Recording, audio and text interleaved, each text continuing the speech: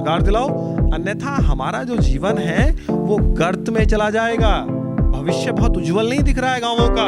उत्तर प्रदेश सरकार के विद्यालय हैं, वो विद्यालय भी स्थापित रहने चाहिए और प्राधिकरणों को इंटर कॉलेजों की, डिग्री कॉलेजों की स्थापना करनी चाहिए हर 2 गांवों पे, हर 3 गांवों पे, यानी कि जनसंख्या के आधार पर विद्यालयों का निर्माण होना चाहिए। चिकित्सा, उन्होंने कहा इस देश को ना तो युवाओं की जरूरत है ना बुजुर्गों की जरूरत है। इस देश को सबसे पहले संस्कारों की आवश्यकता है। हम राम राज्य की बात तो करते हैं, लेकिन भगवान राम के चरित्र को कहीं भूल जाते हैं। भगवान राम के जो कार्य थे उन कार्यों से हम सीख नहीं लेते। प्राधिकरण को हमें 64% देना चाहिए, 5%, 6%, 60% प्लॉट देना चाहिए, 4% जो बचा हुआ है, 3% जो बचा है वो देना चाहिए। वो हमारा अधिकार है। देश का कोर्ट कह चुका है, प्रदेश का कोर्ट कह चुका है इस बात को। और यहाँ जो है फिल्म सिटी बना दी जाए या एयरपोर्ट बना दिया जाए या उद्योग स्थापित कर दिया जाए, लेकिन जिन लोगों की जमीन पे उद्योग और तमाम सब चीजें बनी हैं, लगी हैं, वो सब लोग चाहे मर जाएं। जब ये हम लोगों को पहचानने से इनकार कर दे रहे हैं जीतने के बाद, तो रोजगार की तो बात बहुत दूर की है। अरे जो बात कही है उस बात को अमल में लेकर के आओ ना। 2017 से 2023 चल रही, आज 6 वर्ष हो गए हैं, 7वां वर्ष प्रारंभ होने वाला है। 7 वर्षों में अगर एक कानून हम नहीं बनवा पाए हैं, एक कानून को अमल में नहीं लेकर के आए हैं, तो हम काहे के जनप्रतिनिधि हैं? तो हम लोगों को है क्या, हम लोग भी जिस ताकत के साथ अपनी बात को कहना चाहिए उस ताकत के साथ नहीं कहते हैं। हम लोगों को अपना रुख सख्त करना चाहिए। हम लोगों को जिस प्यार और स्नेह के साथ ये वोट मांगते हैं, उसी ताकत के साथ हम लोगों को जनप्रतिनिधियों से भी कहना चाहिए कि भाई ये जो नियम और जो बातें आपने कही, उन बातों को अब पूर्णतः लागू कराओ, हमारे लोगों को, युवाओं को रोजगार दिलाओ, अन्यथा हमारा जो जीवन है वो गर्त में चला जाएगा। भविष्य बहुत उज्जवल नहीं दिख रहा है गांवों का। ग्रामीण लोगों का भविष्य बहुत अच्छा नहीं है। जो किसान हैं वो किसान ना पहले जैसे रहे हैं। पहले खेती करते थे, अपना धान पैदा करते थे, गेहूं पैदा करते थे, दूसरी फसलें पैदा करते थे और उनको बेच करके बहुत आनंद में जीवन जीते थे। लेकिन जमीनें ले ली।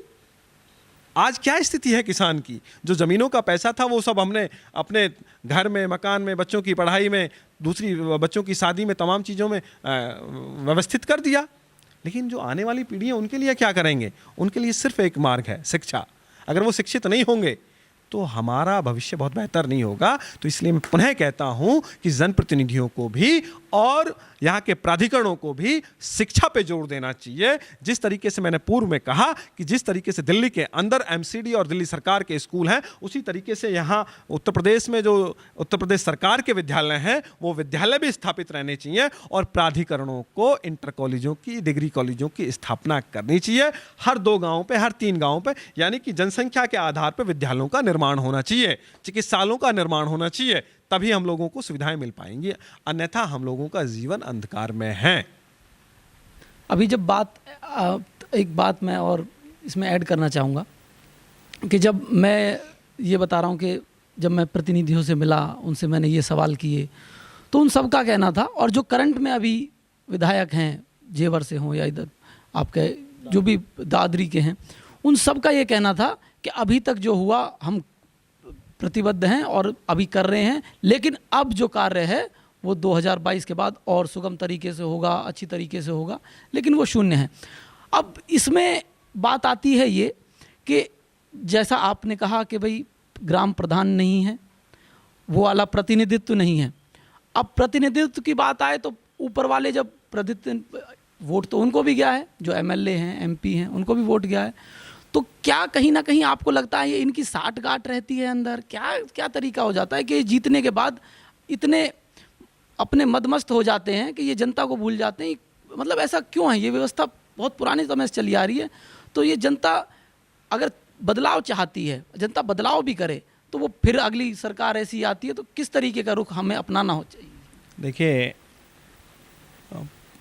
भारत के पूर्व राष्ट्रपति जी से एक बार एक प्रेस वार्ता में प्रश्न हुआ डॉक्टर एपीजे अब्दुल कलाम साहब से कि इस देश को युवाओं की आवश्यकता है या बुज़ुर्गों की ज़रूरत है।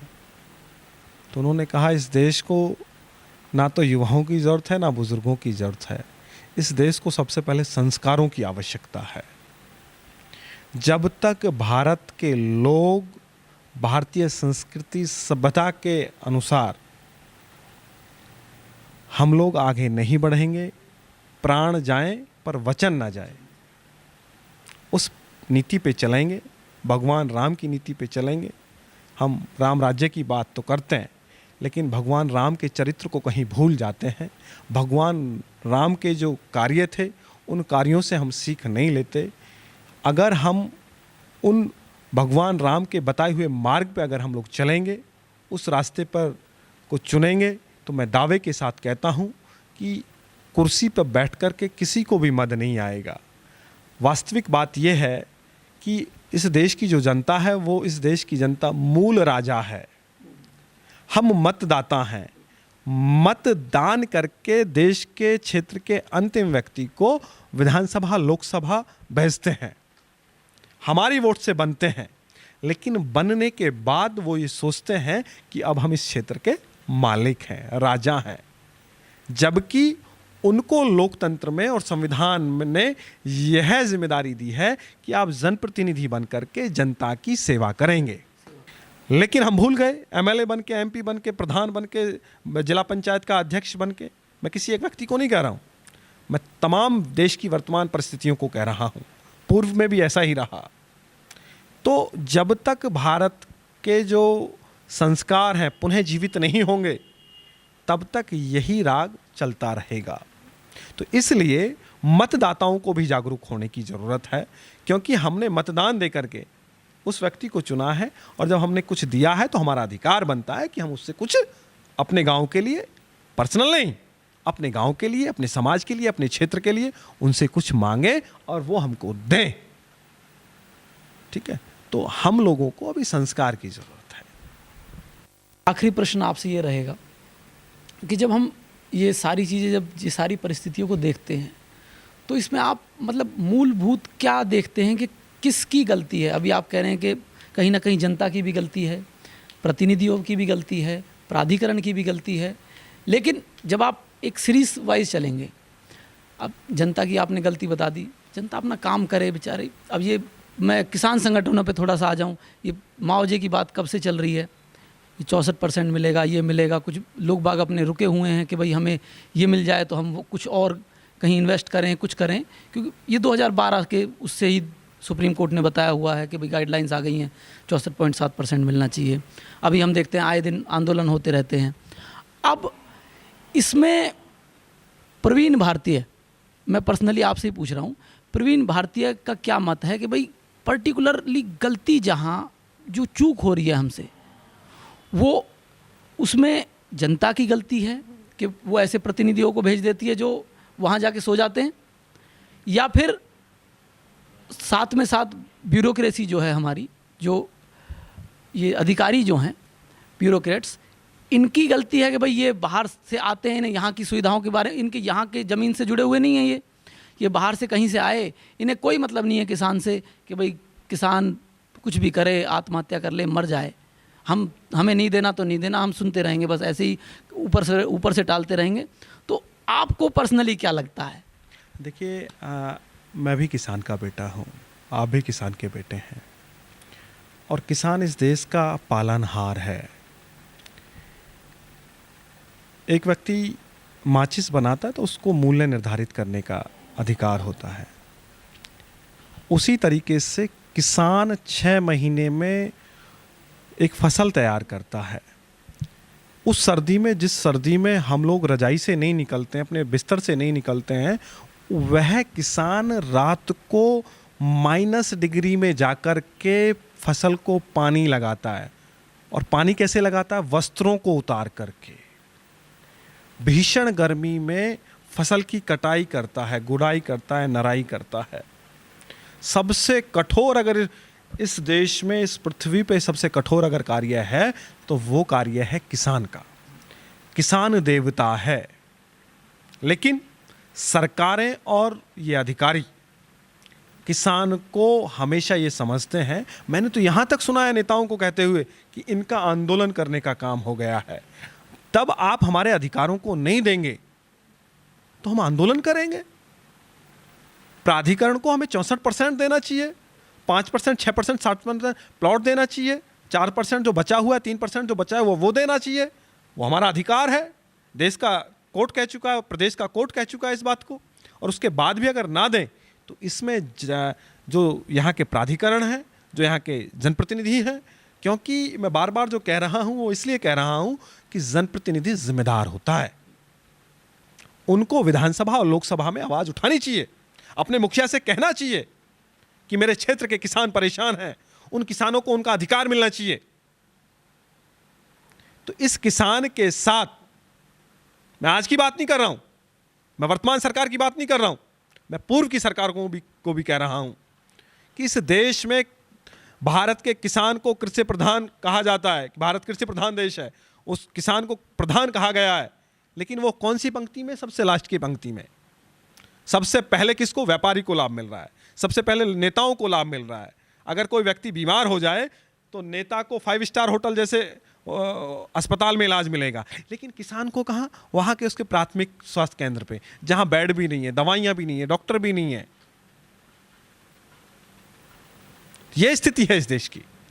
तो मेरा कहना सिर्फ ये है कि प्राधिकरणों पे जो आंदोलन हो रहा है वो आंदोलन गलत नहीं है।